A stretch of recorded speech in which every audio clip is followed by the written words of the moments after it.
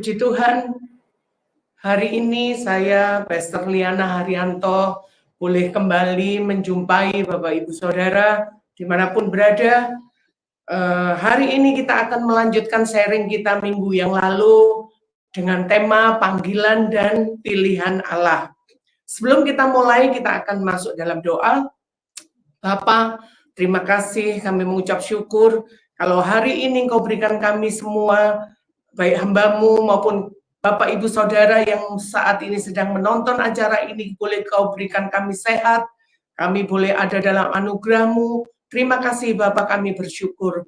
Bapak, biarlah hari ini Kau urapi setiap kami, sehingga apa yang kami sharingkan pada pagi hari ini Bapak, boleh menjadi kesukaan bagimu dan boleh menjadi berkat bagi kami semua.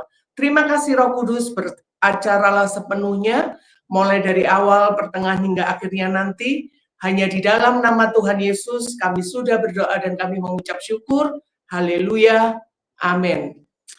Puji Tuhan, Bapak Ibu Saudara yang terkasih, minggu yang lalu saya sudah sharingkan bagaimana oleh kuasa ilahinya Dia memberikan kepada saya dan saudara anugerah yang luar biasa sehingga kita bisa ambil bagian dalam kodrat ilahi. Yang mana semua itu harus kita kerjakan sampai pada akhirnya nanti saya dan saudara bisa terima janji-janji yang Tuhan sudah sediakan untuk kita semua. Bapak Ibu Saudara, referensi ayat pada hari ini tetap sama di 2 Petrus 1 ayat 3 sampai 15. Mungkin bagi Bapak Ibu Saudara yang belum mendengar minggu yang lalu, apa yang saya sharingkan minggu yang lalu, yaitu ulasan awalnya dari perikop ayat ini, yaitu panggilan dan pilihan Allah, mungkin nanti bisa coba buka di YouTube, masuk ke konten Jesus Way dari Smart People Church. Di situ saya sudah sharingkan ayat awalnya, yaitu ayat 2 Petrus 1 ayat yang ketiga. Nah, pada pagi hari ini kita akan masuk ke sesi yang kedua, di mana saya akan mencoba untuk masuk lebih dalam lagi untuk sharingkan ayat berikutnya, yaitu ayat yang keempat. Kita buka sama-sama di ayat awal 2 Petrus 1 ayat yang keempat. 2 Petrus 1 ayat yang keempat yang akan kita pelajari sama-sama untuk hari ini. Dengan jalan itu, Ia telah menganugerahkan kepada kita janji-janji yang berharga dan sangat besar, supaya olehnya kamu boleh mengambil bagian dalam kodrat ilahi dan luput dari hawa nafsu duniawi yang membinasakan dunia. Bapak Ibu Saudara, hari ini kita akan lebih kupas lebih dalam lagi ayat yang keempat, bagaimana supaya kita bisa mampu untuk mengambil bagian dalam kodrat ilahi itu, seperti yang sudah dijelaskan di ayat yang keempat. Apa itu kodrat ilahi? Mungkin dari yang sesi yang lalu, minggu yang lalu, saya sudah jelaskan bahwa kodrat ilahi adalah kerinduan dari Allah untuk mengembalikan manusia ciptaannya yang saat ini sudah jatuh dalam dosa kembali ke desain awal Allah, yaitu manusia yang serupa dan segambar dengan Dia, sampai satu titik nanti kita bisa terima janji-janji Tuhan itu. Tapi Bapak Ibu Saudara, yang harus juga kita tahu bahwa dalam kodrat ilahi itu, di mana Allah yang kerinduan Allah untuk mengembalikan kita kepada desainnya yang awal, yaitu manusia ilahi, itu bukan hanya Allah, tetapi ada bagian yang harus kita kerjakan, Bapak Ibu Saudara. Jadi harus ada bagian yang bukan hanya Allah yang mengerjakan, tapi ada bagian dari kita yang harus kita kerjakan. Sampai pada titik nanti kita bisa terima janji-janji yang besar, yang luar biasa, yang Tuhan sudah sediakan untuk saya dan saudara, yaitu janji hidup kekal di 1 Yohanes 2 ayat 25. Nah, kerinduan Allah untuk mengembalikan manusia ciptaannya ini dari manusia duniawi menjadi ke manusia ilahi itu sepertinya nggak mudah, Bapak Ibu Saudara. Kita tahu bahwa sejak Adam dan Hawa jatuh dalam dosa, maka semua manusia sejak itu selalu mempunyai kecenderungan untuk melakukan dosa. Kita coba buka ayatnya sama-sama ya. Kita baca di Roma 7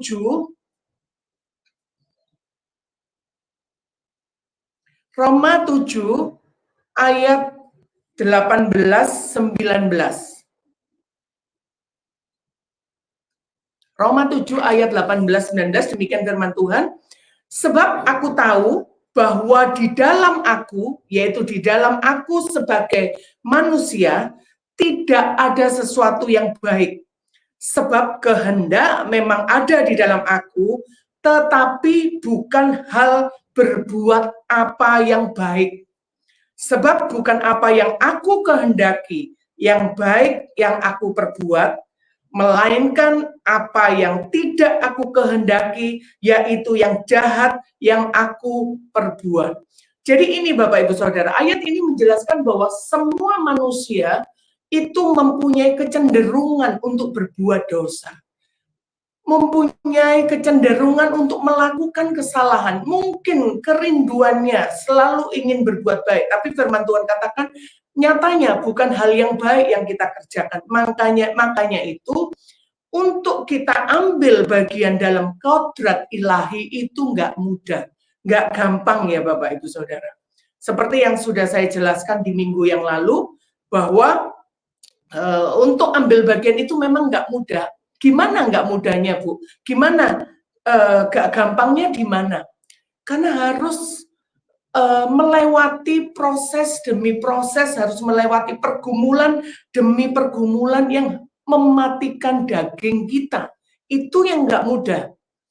Banyak orang Kristen, banyak orang percaya yang jatuh dan gagal di titik ini, Bapak Ibu Saudara. Nah, oleh sebab itu pagi hari ini kita akan belajar lebih dalam lagi, kita akan lebih tahu lagi gimana caranya supaya kita nggak gagal untuk mengerjakan kodrat ilahi itu. Ada dua fase yang harus kita pelajari bersama supaya kita tidak gagal untuk mengerjakan kodrat ilahi yang Tuhan sudah sediakan. Yang pertama yaitu pengenalan sungguh-sungguh, pengenalan yang sungguh-sungguh akan Tuhan. Kita buka ayatnya di Filipi 3.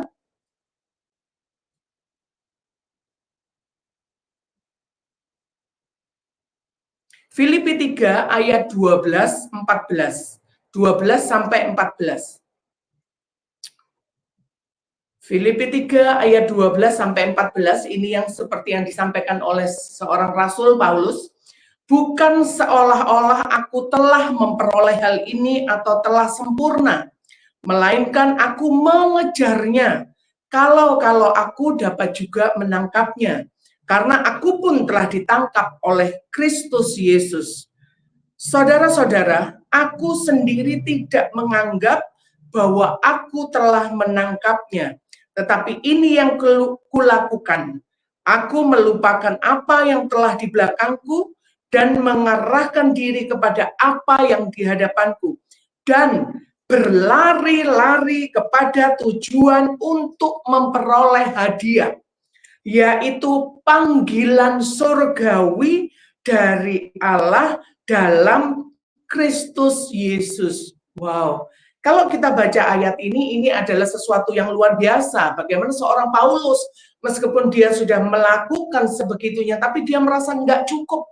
Nggak cukup, aku harus terus mengejar, aku harus terus mengenal. Apa yang harus dikejar? Kita coba baca ayat di atasnya, Bapak Ibu Saudara. Di ayat yang ke-10 ya, kita naik satu ayat di atasnya. Filipi 3 ayat yang ke-10. Yang ku kehendaki ialah mengenal Dia. Sekali lagi, yang ku kehendaki ialah mengenal Dia dan kuasa kebangkitannya dan persekutuan dalam penderitaannya, di mana aku menjadi serupa dengan Dia di dalam kematiannya. Nah, ini yang seharusnya menjadi tolak ukur bagi setiap saya dan saudara, yaitu mengenal Dia, bersekutu di dalam penderitaannya sampai serupa dengan Dia. Artinya apa, Bapak Ibu Saudara? Bapak Ibu Saudara dan saya nggak cukup cuman hanya terima dan percaya Yesus sebagai Tuhan dan Juru Selamat lalu dibaptis. Tetapi nggak cukup sampai di situ, Bapak Ibu Saudara. Tapi kita harus berusaha terus untuk mengenal Dia seperti yang Paulus lakukan. Berusaha terus mengenal Dia, mengejar Dia sampai kita tahu apa yang menjadi kehendak Dia di dalam setiap hidup kita. Bapak Ibu Saudara, kalau kita nggak sampai di titik ini, kalau kita nggak bisa sampai mengenal siapa Dia, nggak bisa tahu apa janji-janji yang Tuhan akan berikan untuk saya dan saudara, saya yakin kita semua nggak akan bisa melewati penderitaan demi penderitaan, proses demi proses yang memang dikerjakan dalam satu kodrat ilahi ini, Bapak Ibu Saudara. Yang mana penderitaan demi penderitaan itu adalah salah satu fase yang harus kita kerjakan dalam kodrat ilahi ini, yaitu melewati proses demi proses. Di ayat 10 tadi dikatakan apa? Supaya sampai serupa dengan Dia, melalui, tadi dikatakan bahwa sampai serupa dengan Dia, itu adanya persekutuan di dalam penderitaannya. Jadi sampai titik itu, saat kita mengalami penderitaan demi penderitaan, itu adalah mengalami proses demi proses yang membentuk setiap saya dan saudara. Sampai akhirnya proses itu yang akan membawa kita kembali serupa dan segambar dengan Dia. Artinya apa, Bapak Ibu Saudara? Saudara dan saya harus siap, harus mau mengalami penderitaan demi penderitaan, mengalami proses demi proses, seperti yang Tuhan Yesus juga alami saat itu, Bapak Ibu Saudara. Jadi kalau kita nggak sampai di poin ini, mengenal Dia, sampai bersekutu dalam penderitaannya, karena kita tahu Tuhan Yesus juga mengalami hal yang sama saat kita tebus dosa-dosa, saat tebus kita dari dosa-dosa kita, maka kita nggak akan tahan, kita akan cepat menyerah. Makanya itu dengan saat kita tahu bahwa semua itu harus kita kerjakan, harus kita alami, maka apapun yang kita alami, proses demi proses, pergumulan demi pergumulan, jangan sampai kita menyerah. Kita buka satu ayat lagi di 2 Timotius 2 ayat yang ketiga.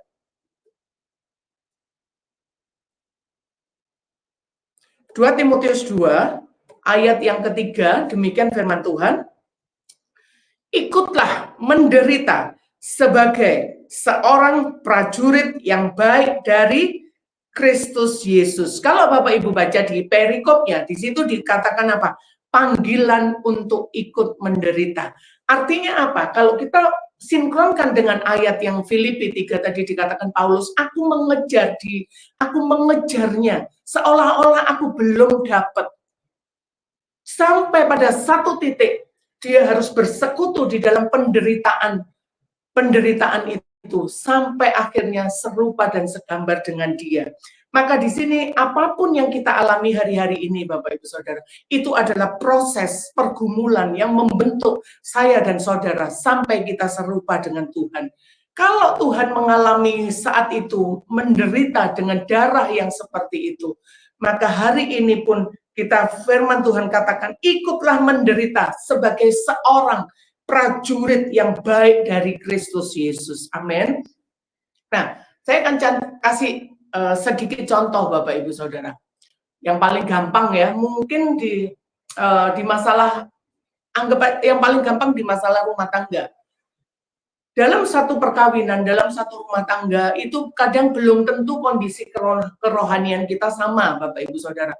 Mungkin mungkin istrinya sudah kerohaniannya bagus, sudah banyak berdoa, banyak punya keintiman dengan Tuhan, tetapi mungkin suaminya masih Kristen KTP, jadi masih melakukan hidup dengan cara dunia, mungkin masih mabuk-mabukan, minuman keras, masih main wanita, dan semuanya. Nah, kalau kita ngomong tentang ayat yang di atas, kita harus rela mengalami penderitaan. Kalau kita melihat semuanya itu, kalau misalnya kita jadi istri yang punya suami yang kondisinya seperti itu, Bapak Ibu Saudara, yang masih hidup dengan cara dunia. Nah, hal tersebut terus jangan dibalas juga dengan cara dunia juga, ya.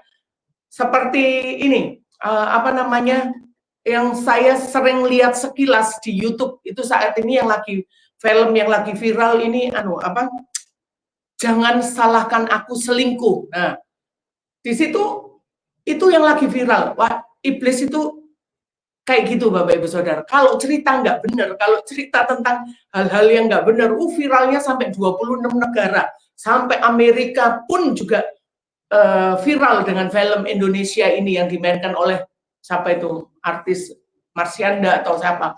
Nah, di situ selingkuh di batas selingkuh. Nah, kalau kita mengalami hal seperti itu misalnya di dalam kehidupan rumah tangga kita, jangan terus cara dunia dibalas dengan cara dunia. Jangan terus misalnya contohnya selingkuh terus kita juga balas dengan selingkuh. Enggak, Bapak Ibu Saudara. Tetapi saat kita mengalami hal seperti itu misalnya, kita sebagai istri harus banyak berdoa. Kita harus bayar harga untuk keselamatan jiwanya. Sakit, oh iya banget sakit. Misalnya dia pulang terus malam-malam harus sampai marah-marah, tumpah-tumpah karena mabuk dan seperti itu. Kita sebagai istri mengalami seperti itu, kita harus membersihkan bekas tumpahannya dan macam-macam. Nggak gampang, sakit. Iya, sangat sakit, menderita banget. Apalagi kalau kita tahu mungkin dia juga dengan wanita lain atau apa, itu nggak mudah gitu loh. Saya tahu itu nggak mudah. Tapi sekali lagi, itulah yang dimaksud dengan ayat di atas. Jadi kalau Tuhan Yesus waktu itu bayar harga banget dengan darah yang mahal untuk menebus keselamatan jiwa umatnya. Dan hari ini kalau posisi itu kita sedang alami di dalam keluarga kita. Hari ini pun Tuhan juga mau kita mengalami penderitaan itu. Kita bayar harga, kita banyak berdoa untuk keselamatan jiwanya, untuk keselamatan suami kita. Itu yang harus kita bayar Bapak Ibu Saudara. Jadi penderitaan demi penderitaan itu yang memang harus kita lewati. Toh penderitaan itu belum seberat yang nggak sebanding dengan yang Tuhan alami. Dia harus mengalami seperti itu, dia harus berdarah-darah seperti itu, dan kita belum sampai di titik itu. Kalau kita mengalami seperti itu, kita harus rela untuk berdoa, bayar harga, untuk keselamatan orang-orang terdekat kita, untuk keselamatan orang-orang tercinta kita. Penderitaan seperti itu, Bapak Ibu Saudara, akan menyelamatkan jiwanya. Hal yang kita membuat proses yang kita alami, yang kita rasakan seperti penderitaan itu, akan membuat keselamatan jiwanya. Kita coba buka di Ibrani 12 ayat yang ke-11.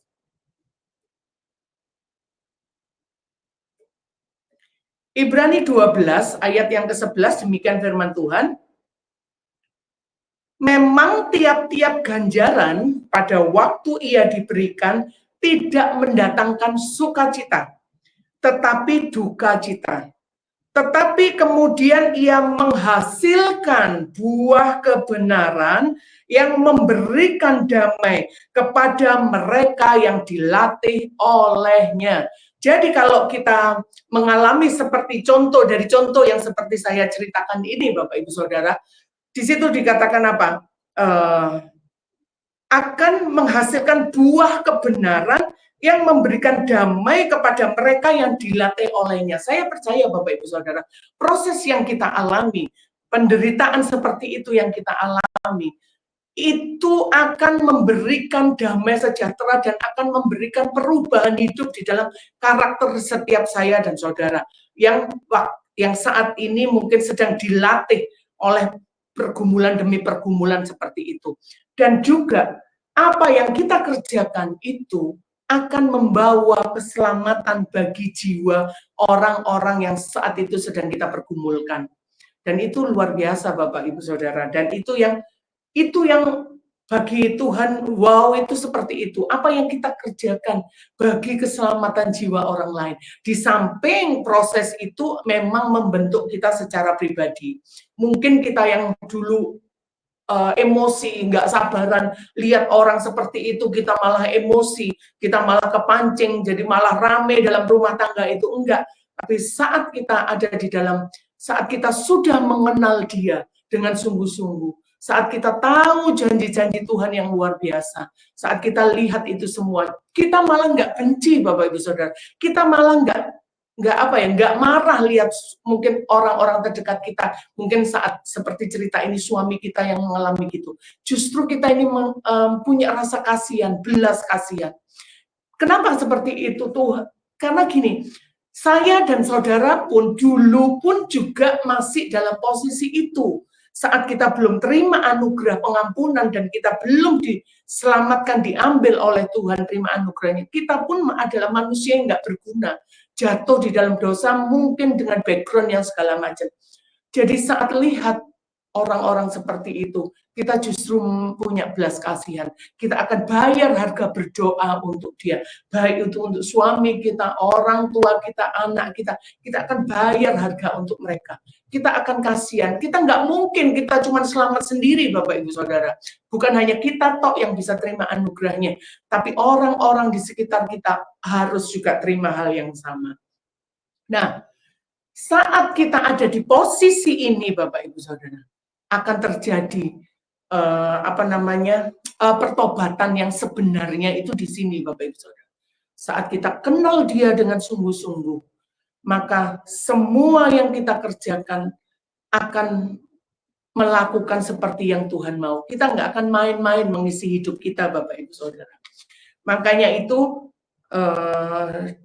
dalam fase pertobatan ya, pertobatan itu prosesnya. Yang dimaksud dengan pertobatan itu adalah sadari dulu akan dosanya, sadari dulu akan kesalahannya. Setelah itu berbalik atau tinggalkan semua yang perbuatan dosa itu.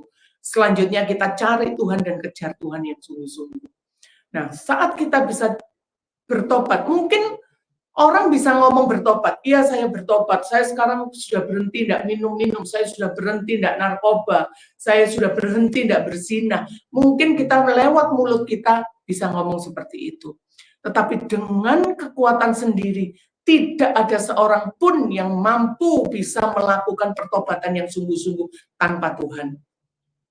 Jadi setelah kita ngomong, kita mengaku bertobat, kita harus cari Tuhan, kita harus kejar Tuhan sungguh-sungguh. Kita harus mengenal Dia secara sungguh-sungguh. Saya punya sedikit kesaksian Bapak Ibu Saudara. Ada jemaat di tempat gereja kami yang dulunya juga background kehidupan lamanya sangat menakutkan ya, dibilang menakutkan. Dia pembunuh bayaran, bahkan dia sampai punya jimat dan segala macam. Jadi waktu kena pedang atau kena pistol nggak bisa mati. Dia narkoba, dia pemakai, pengedar juga, pokoknya seperti itu. Nah, saat dia datang ke gereja kami awal, kita layani dan akhirnya dia lepaskan itu semua, dia ngomong bertobat. Saya bertobat sungguh-sungguh dan kita pimpin kembali kepada Tuhan. Nah, saat dia belum sungguh-sungguh kembali kepada Tuhan, dia bersaksi. Meskipun saya sudah ngomong bertobat dan saya sudah dilayani semua, tetapi saat saya melakukan semua itu dengan kekuatan sendiri, semakin saya dilarang, semakin saya pengen melakukan dosa itu. Nah, ini Bapak Ibu Saudara. Makanya tidak ada satupun dari setiap saya dan saudara yang bisa melakukan semua dengan kekuatan sendiri tanpa kekuatan roh. Tapi dia ngomong, saat saya mengalami perjumpaan dengan Tuhan secara pribadi, saat saya mengalami Roh Kudus di dalam doa-doa saya, sejak itu saya bisa berhenti total dari semuanya itu. Dulu sebelum dia mengalami Tuhan secara pribadi, meskipun dia sudah ngomong bertobat, dia juga sudah kita layani semua, dia lepaskan semua, tetapi dia ngaku, saya nggak bisa, Bu. Saya tetap melakukan itu. Semakin saya menolak, saya nggak pakai narkoba, semakin saya kecanduan. Nah itu Bapak Ibu Saudara. Sampai satu titik, kita bimbing terus untuk mendekat dengan Tuhan, untuk mengalami Tuhan secara pribadi, untuk kenal Tuhan, sampai satu titik dia bisa mengalami Tuhan, mengalami Roh Kudus secara pribadi. Sejak itu, tanpa kita larang, tanpa kita omongi, dia sudah berhenti semuanya. Semua alat-alatnya dibuang, rokok pun sampai dia nggak pakai sampai hari ini. Itulah Bapak Ibu Saudara. Pertobatan dengan kekuatan sendiri tidak akan mampu. Tapi pertobatan dengan kuasa Roh Kudus, dia yang akan mengubah saya dan saudara untuk menjadi serupa dengan dia. Kita coba buka ayatnya di 2 Tesalonika 2 ayat 13.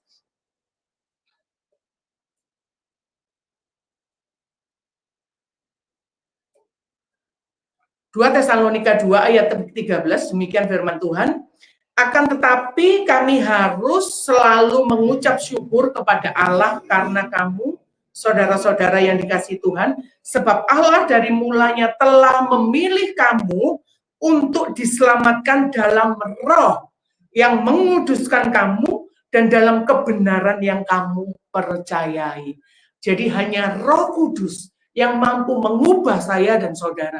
Hanya Roh Kudus yang mampu menguduskan setiap dosa-dosa yang ada dalam kehidupan saudara. Semakin kita mengenal Tuhan, semakin kita melekat dengan Tuhan, semakin kita ngerti apa yang Tuhan mau. Di situ Roh Allah akan menunggal di dalam kita. Kita di dalam Dia dan Dia ada di dalam kita. Maka Rohnya yang ada di dalam kita ini, yang setiap saat, setiap waktu akan mengubah kehidupan saya dan saudara. Saya juga alami hal seperti itu, Bapak Ibu Saudara. Saya dulu waktu masih hidup secara dunia, waktu Tuhan belum panggil saya, waktu saya belum bertobat, kehidupan saya juga kehidupan dunia. Saya hidup dengan cara dunia, saya merasa super power, saya merasa tanpa Tuhan saya bisa, sehingga kehidupan saya pun seperti itu. Saya nggak gampang untuk menghargai orang, saya anggap remeh orang karena saya merasa bahwa kamu nggak bisa. Seperti itu Bapak Ibu Saudara. Saya dulu temperamen, saya gampang emosi, saya perfeksionis. Seperti itu Bapak Ibu Saudara. Sampai satu titik saat saya kenal dia dan dia ada di dalam saya, pelan-pelan dia ubahkan semua karakter di dalam hidup saya. Sampai saya sendiri heran Bapak Ibu Saudara, kok bisa ya? Aku dulu yang seperti ini, seperti itu kok sekarang bisa berubah jadi seperti ini. Itulah kuasa Roh Kudus yang dahsyat dan ajaib. Dia yang mengerjakan di dalam setiap saya dan saudara. Dia yang menguduskan kita dan mengubahkan kita menjadi serupa dan segambar dengan dia. Itu poin yang pertama Bapak Ibu Saudara. Saat kita bisa mengenal dia sungguh-sungguh dalam pengenalan yang benar, terus ada pertobatan, bisa terjadi pertobatan yang sungguh-sungguh sampai titik kita bisa serupa dan segambar dengan dia. Amin. Itu poin yang pertama. Sekarang poin yang kedua, yaitu berjalan dalam panggilannya. Berjalan dalam panggilannya. Memang Bapak Ibu Saudara, awalnya Tuhan cari saya dan saudara untuk diselamatkan dengan karya salib dan darahnya. Tetapi sekarang setelah kita terima anugerah itu semua, apa yang harus kita kerjakan? Bagaimana respon kita setelah kita terima anugerah Tuhan yang begitu dahsyat dan luar biasa dalam setiap kita? Nah, setelah kita mengenal dia, jadi setelah kita mengenal dia dengan benar, dan kita bisa mengalami pertobatan yang sungguh-sungguh, apa yang harus kita kerjakan Bapak Ibu Saudara? Kita buka ayatnya di 1 Petrus 2.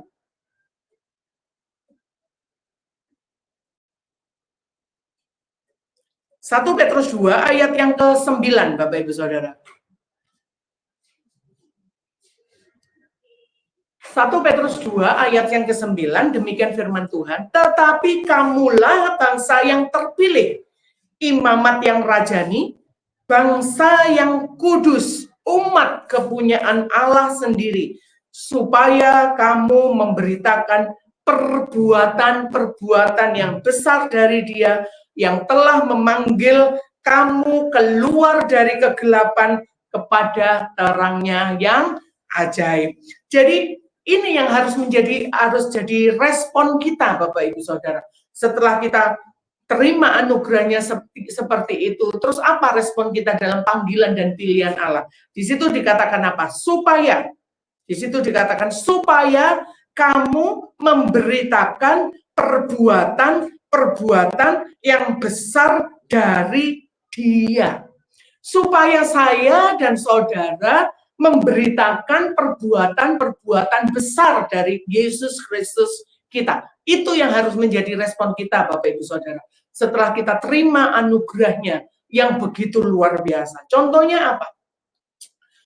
Contohnya seperti mungkin kita semua ingat cerita seperti Tuhan yang akan bepergian, yang Dia memberikan talenta kepada hamba-hambanya, 5 talenta, terus 2 talenta dan 1 talenta. Dia berikan semua itu ya Bapak Ibu Saudara. Diberikan talenta itu. Nah, jangan jadi orang yang tidak melakukan apa-apa seperti orang yang diberikan 1 talenta. Kita ingat ya ceritanya, di mana orang yang diberikan tuannya 5 talenta, dia saat tuannya kembali pulang, dia kembalikan hasilnya. Begitu juga dengan orang yang diberi 2 talenta, saat tuannya pulang, dia juga berikan hasilnya. Tetapi orang yang diberikan 1 talenta tidak melakukan apa-apa, bahkan menyimpan talenta itu. Terus tuannya katakan apa? Hai engkau hambaku yang jahat dan malas.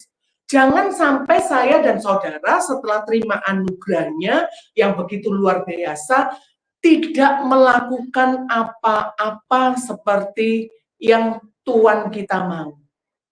Bapak Ibu Saudara, Tuhan panggil dan pilih saya bukannya untuk kita nggak ngapa-ngapain loh Bapak Ibu Saudara. Ya, Tuhan akan memberikan, Dia akan memberikan kemampuan, Dia akan memberikan potensi kepada saya dan saudara supaya rencana Tuhan untuk keselamatan jiwa-jiwa di bumi ini bisa digenapi lewat saya dan saudara.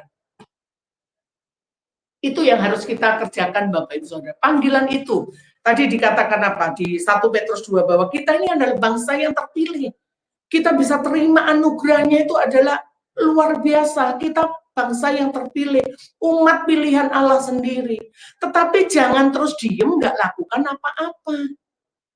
Kita harus melakukan seperti yang Tuhan mau. Di situ tadi di ayat itu dikatakan supaya saya dan saudara memberitakan kabar kebenaran tentang Kristus Yesus, supaya saya dan saudara menyaksikan betapa kuasanya Yesus Kristus itu. Wow, ini rencana Tuhan yang luar biasa, yang dahsyat, yang Tuhan siapkan untuk saya dan saudara kerjakan. Amin. Apa enggak hebat Bapak Ibu Saudara? Keren enggak? Nanti kita disebut apa? Duta keselamatan kerajaan Allah di bumi ini. Keren Bapak Ibu Saudara. Saya dan saudara harus penuhi panggilan ini sebagai duta keselamatan kerajaan Allah di bumi ini. Amin. Nah, nggak mudah memang, tetapi kita harus percaya Tuhan akan perlengkapi setiap saya dan saudara. Enggak akan Tuhan terus dibiarno seperti itu. Enggak Bapak Ibu Saudara. Tuhan akan tuntun setiap kita, akan berikan langkah setiap kita untuk kita bisa jadi berkat. Satu ayat lagi. Kita baca, kita belajar sama-sama di Efesus 1.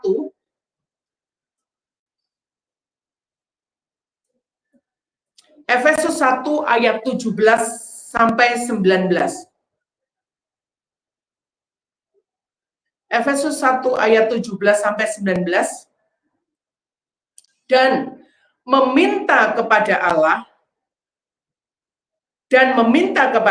Tuhan kita Yesus Kristus yaitu Bapa yang mulia itu, supaya ia memberikan kepadamu roh hikmat dan wahyu untuk mengenal Dia dengan benar. Nah, ini Bapak Ibu Saudara, memang seperti yang saya kemukakan di awal tadi, untuk bisa mencapai di titik itu, pengenalan akan Tuhan yang sungguh-sungguh, itu nggak akan mudah dengan kekuatan pikiran kita sendiri.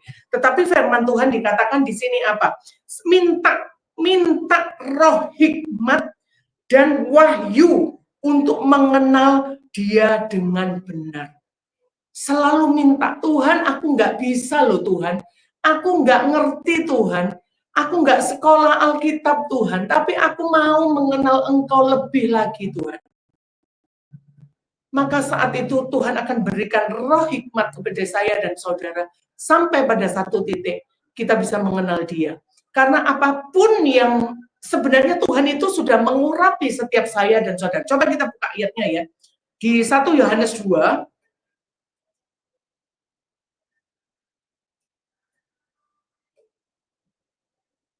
1 Yohanes 2 ayat 27. Sebab di dalam diri kamu tetap ada pengurapan yang telah kamu terima daripadanya, karena itu tidak perlu kamu diajar oleh orang lain. Tetapi sebagaimana pengurapannya mengajar kamu tentang segala sesuatu, dan pengajarannya itu benar, tidak berdusta. Dan sebagaimana ia dahulu telah mengajar kamu, demikian hendaknya kamu tetap tinggal di dalam Dia. Saya percaya Bapak Ibu Saudara, saat kita selalu minta sama Tuhan, Tuhan mampukan aku Tuhan untuk mengenal Engkau lebih lagi. Aku tidak bisa dengan kekuatanku sendiri. Saya percaya Tuhan Roh Kudus akan memampukan setiap kita. Terus dikembali di ayat yang Efesus tadi ya. Di Efesus tadi, Efesus 1 tadi ya. Kita sudah baca ayat yang ke-17, terus yang ayat 18. Dan supaya ia menjadikan mata hatimu terang, agar kamu mengerti pengharapan apakah yang terkandung dalam panggilannya. Betapa kayanya kemuliaan bagian yang ditentukannya bagi orang-orang kudus. Bapak, Ibu, Saudara, saat saya membaca dan merenungkan ayat ini luar biasa. Di situ dikatakan saat kita minta sama Tuhan, Tuhan aku nggak mampu Tuhan untuk mengalami Engkau secara pribadi. Maka Tuhan akan berikan roh hikmat dan pewahyuannya. Sehingga di sini dikatakan apa? Supaya mata hati kita ini terang, Bapak Ibu Saudara. Dan kalau kita tahu seperti itu, supaya saya dan saudara mengerti pengharapan apa yang terkandung di dalam panggilannya. Betapa kayanya kemuliaan bagian yang ditentukan bagi orang-orang kudusnya. Bapak Ibu Saudara, saat kita bisa mengerti Tuhan, betapa mengerti panggilan, pengharapan, sesuatu yang sangat berharga, yang sebenarnya Tuhan sudah sediakan untuk saya dan saudara saat kita bisa memenuhi panggilan itu. Saat kita bisa kerjakan panggilan itu, kita akan tahu betapa wow-nya, betapa mulianya pengharapan yang terkandung di dalam semuanya itu, Bapak Ibu Saudara. Kita akan ngerti betapa hebatnya apa yang Tuhan sediakan. Bapak Ibu Saudara, mungkin kalau yang di sesi yang pertama kemarin saya sudah ngasih contoh orang yang naik lomba Agustusan Panjat Pinang itu ya. Kalau kita tahu di atas itu ada gantungan sepeda, ada gantungan TV, ada gantungan apapun, maka saya dan saudara akan berusaha naik Panjat Pinang itu. Meskipun nanti jatuh lagi, naik lagi, jatuh lagi, naik lagi. Apalagi kalau kita tahu bahwa sesuatu yang kekal, kemuliaan yang kekal, bagian yang akan saudara terima dan yang akan saya terima, bagian yang luar biasa saat kita kerjakan panggilan itu, Bapak Ibu Saudara. Dan di ayat yang ke-19 dikatakan, dan betapa hebat kuasanya bagi kita orang percaya sesuai dengan kekuatan kuasanya. Tuhan tidak akan membiarkan kita sendiri. Tuhan ngerti kalau manusia ini nggak mampu untuk mengerjakan semua. Makanya itu Tuhan berikan kuasanya, kekuatan kuasanya. sampai kita bisa menyelesaikan agenda panggilan dan pilihan Tuhan itu, Bapak Ibu Saudara. Saya waktu merenungkan 3 ayat ini, saya begitu terharu. Saya bisa merasakan, wow, apa luar biasa tuh. Tuhan tahu bahwa kita tidak mampu mengerjakan sendiri, makanya Dia berikan roh hikmat, berikan pewahyuan untuk kita bisa mengenal Dia. Kalau kita bisa mengenal Dia, maka kita akan tahu janji-janji kemuliaan yang Tuhan sediakan untuk saya dan saudara. Makanya Dia berikan kekuatan kuasanya untuk kita bisa mampu mengerjakan semuanya itu, Bapak Ibu Saudara. Ini ayat yang luar biasa. Sampai kita bisa finishing well, mengakhiri semua yang agenda yang harus kita kerjakan. Hal itu akan membuat kita mengerti, Bapak Ibu Saudara, betapa bernilainya sebuah panggilan yang Tuhan sudah sediakan untuk saya dan saudara yang harus kita kerjakan. Sekali lagi, jangan menjadi orang Kristen yang biasa-biasa saja. Kalau hari ini Bapak Ibu Saudara belum melakukan apapun untuk Tuhan, biarlah firman hari ini yang sampai kepada Bapak Ibu Saudara dan saya membuat kita sadar bahwa sesuatu yang terkandung yang luar biasa, kemuliaan yang luar biasa yang ada di dalam panggilan itu. Kalau Bapak Ibu Saudara tidak mengerjakan apapun untuk Tuhan sampai hari ini, Bapak Ibu Saudara akan menyesal. Karena tidak akan mendapatkan apa-apa. Nah, kalau kita mengingat seperti itu, Bapak Ibu Saudara, saudara ngerti nggak rasul-rasul Allah yang waktu itu seperti Paulus dan semuanya yang mengalami sesuatu yang nggak enak di dalam melakukan panggilannya. Coba kita, salah satu contoh aja Paulus ya. Kita siapa sih yang nggak ngerti cerita tentang Paulus? Begitu dia mengalami banyak hal, dia harus menderita sebegitunya saat dia menunaikan panggilannya. Coba kita buka ayatnya di 2 Korintus 11. 2 Korintus 11.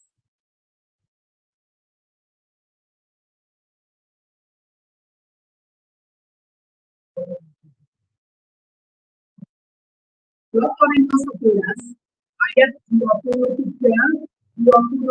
Kita coba baca ya. 2 Korintus 11. Di mana ini cerita tentang seorang Paulus yang mengalami banyak hal. Apakah mereka pelayan Kristus? Aku berkata seperti orang gila. Paulus yang ngomong. Aku lebih lagi. Aku lebih banyak berjerih lelah, lebih sering dalam penjara, didera di luar batas, kerap kali dalam bahaya maut. 5 kali aku disesah orang Yahudi, setiap kali 40 kurang 1 pukulan. 3 kali aku didera, 1 kali aku dilempari dengan batu, 3 kali mengalami karam kapal. Sehari semalam aku terkatung-katung di tengah laut. Dalam perjalananku, aku sering diancam bahaya banjir dan bahaya penyamun, bahaya dari pihak orang-orang Yahudi dan dari pihak orang-orang bukan Yahudi, bahaya di kota, bahaya di padang gurung, bahaya di tengah laut, dan bahaya dari pihak saudara-saudara palsu. Aku banyak berjerih lelah dan bekerja berat. Kerap kali aku tidak tidur. Aku lapar dan dahaga. Kerap kali aku berpuasa, kedinginan, dan tanpa pakaian. Nanti kalau dibaca seterusnya kita akan mengetahui betapa Bapak Ibu Saudara Paulus dalam mengerjakan panggilan yang harus dia kerjakan. Dia begitu mengalami sesuatu yang gak mudah. Kalau hari ini Bapak Ibu Saudara, mungkin saat kita berdoa untuk suami kita, saat kita berdoa bayar harga untuk keluarga, orang-orang terdekat kita yang kita kasih supaya mereka juga selamat, tetapi sudah bertahun-tahun kita berdoa tetapi belum mengalami perubahan, jangan pernah menyerah Bapak Ibu Saudara. Itu panggilan yang harus kita kerjakan. Supaya apa? Supaya jiwa mereka pun diselamatkan. Bukan hanya kita. Seperti Paulus. Paulus melakukan itu semua bukan untuk dirinya. Tetapi untuk jiwa-jiwa itu selamat, Bapak Ibu Saudara. Ini yang luar biasa. Kalau hari ini kita mengalami sesuatu yang gak enak, mungkin kita diproses lewat ekonomi, lewat sakit penyakit, atau lewat apapun juga, jangan pernah menyerah. Apa yang kita alami belum, nggak ada apa-apanya dibanding apa yang Paulus alami, bahkan yang rasul-rasul Allah lainnya alami, Bapak Ibu Saudara, dalam pelayanannya. Bahkan Paulus bisa berbangga akibat dari deraan, pukulan, sampai terjadi, mungkin bayangan saya, sampai terjadi goresan-goresan di dalam tubuhnya, tapi dia ngomong apa? Ini kebanggaanku, ini tanda bahwa aku adalah miliknya Tuhan. Wow, luar biasa Bapak Ibu Saudara. Saat panggilan itu kita kerjakan, saat kita tahu ada satu upah yang luar biasa, kemuliaan kekal yang akan kita terima, maka kita tidak akan pernah berhenti, kita tidak akan pernah putus asa, kita tidak akan pernah menyerah, Bapak Ibu Saudara. Kalau kita melihat itu semua, bahkan Bapak Ibu Saudara ya, kalau kita baca sejarah dari Alkitab ini dikatakan bahwa banyak rasul-rasulnya Allah yang bukan hanya dalam pelayanannya, tapi mereka mengalami tragis dalam kematiannya. Bahkan mereka rela mati untuk Tuhan. Ini yang luar biasa. Ini yang harus ada sampai di titik itu yang harus ada di dalam setiap saya dan saudara sebagai respon dari anugerah Tuhan yang tidak ternilai harganya, yang Tuhan sudah berikan untuk saya dan saudara. Banyak rasul-rasul Allah yang mati dengan cara yang tragis, Bapak Ibu Saudara. Petrus yang harus disalib terbalik, kepalanya di bawah karena dia tahu aku nggak layak kalau aku disalib normal seperti Tuhan Yesus karena aku pernah menyangkal dia. Dia disalib terbalik dengan posisi X seperti ini. Bagaimana dia mengalami itu semua di akhir hayatnya, di akhir kematiannya, saat dia tetap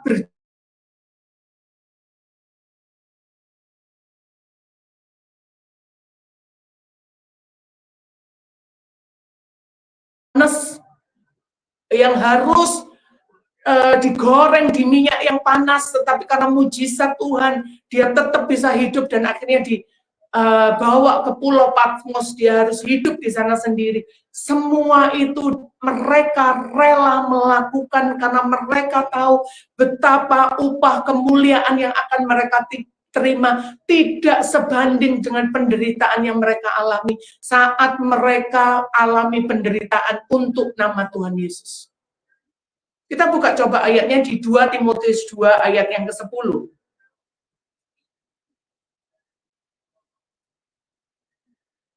2 Timotius 2 ayat yang ke-10, demikian firman Tuhan.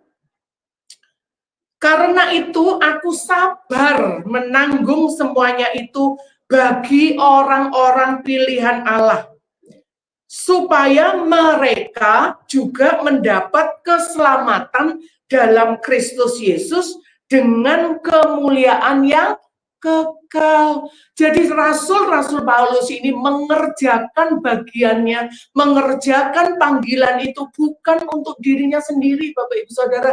Di situ dikatakan, aku sabar menanggung semua penderitaan itu. Bagi siapa? Bagi orang-orang pilihan Allah. Dia mengakukan penginjilan di sana, meskipun harus ditolak, bahkan mengalami penderitaan apapun. Satu hal yang mereka inginkan apa? Supaya mereka juga mendapat keselamatan dalam Kristus Yesus dengan kemuliaan yang kekal, seperti yang bakal rasul-rasul itu terima. Ini yang luar biasa, Bapak Ibu Saudara. Kalau hari-hari ini saya dan saudara mengalami proses itu semua, pergumulan itu semua dalam panggilan untuk mengerjakan bagian ini, untuk keselamatan jiwa-jiwa umat Tuhan yang ada di bumi ini.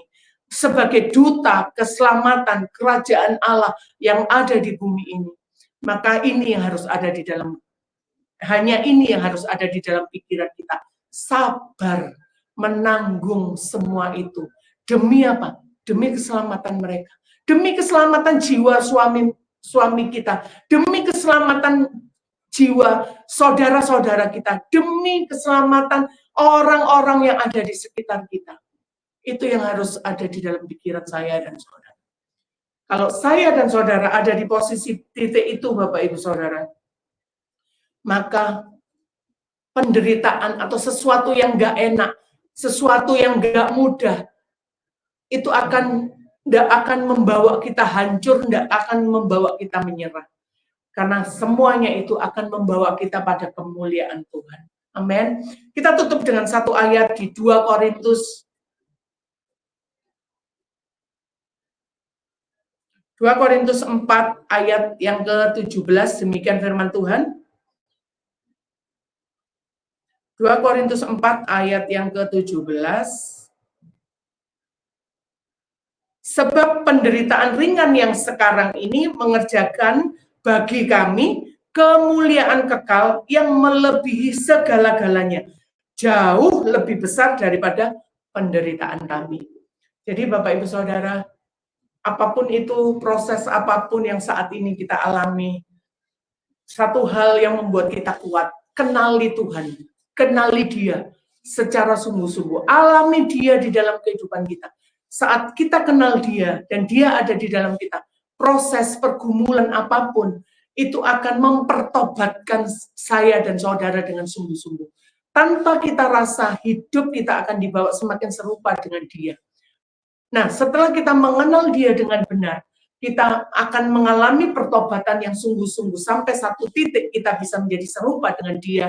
Maka hal yang kedua yang harus kita kerjakan, bahwa kita harus mengerjakan panggilan itu. Jangan menjadi orang Kristen yang cukup biasa, tetapi kita harus menjadi orang-orang Kristen yang mengerjakan bagian kita, yaitu panggilan yang Tuhan sudah sediakan untuk saya dan saudara. Jangan menjadi orang Kristen yang sampai hari ini nggak ngapa-ngapain untuk Tuhan. Bapak Ibu Saudara pasti akan menyesal kalau sampai satu titik nanti kita tidak akan dapatkan upah apapun itu. Itu panggilan yang harus kita kerjakan Bapak Ibu Saudara. Jadi sekali lagi di sesi yang kedua ini kita bisa mengerti bagaimana supaya kita tidak gagal di dalam menyelesaikan kodrat ilahi itu di dalam setiap hidup kita. Kerjakan seperti 2 poin yang sudah saya jelaskan di atas tadi. Saya percaya saat kita ada di dalam pimpinan Roh Kudus, kita akan mampu mengerjakan bagian kita. Sehingga sampai kemuliaan itu bisa kita terima di dalam setiap hidup kita. Mungkin hari ini cukup itu yang bisa saya sharingkan bagi Bapak Ibu Saudara. Nanti minggu depan di hari Jumat yang sama, saya akan melanjutkan membahas ayat berikutnya, yaitu dari 2 Petrus 1 ayat hari ini ayat yang keempat, ayat berikutnya nanti ayat yang kelima sampai yang selanjutnya. Mungkin hanya itu yang bisa saya sampaikan. Saya percaya mungkin hanya saya sudah berhenti berbicara, tetapi Roh Kudus akan berkarya secara luar biasa dan ajaib. Akan memberikan kita hikmat supaya kita mengerti. Kita akan tutup dalam doa. Terima kasih Bapak, kami mengucap syukur. Sungguh Engkau Allah yang luar biasa. Kalau siang hari ini Bapak, Engkau sudah memberikan hikmat kepada setiap kami, Engkau berikan pengurapan yang selalu baru kepada setiap kami, sehingga kami semakin hari semakin mengerti apa yang Engkau mau di dalam hidup kami. Mampukan kami Roh Kudus untuk kami menyelesaikan agenda yang sudah Engkau sediakan untuk setiap kami. Terpujilah Engkau Bapak. Hanya di dalam nama Tuhan Yesus, kami sudah berdoa dan kami mengucap syukur. Dalam nama Tuhan Yesus, haleluya. Amin. Terima kasih Bapak Ibu Saudara. Sampai ketemu minggu depan dalam konten yang sama, sesuai dengan saya, Pastor Liana Haryanto. Tuhan Yesus memberkati.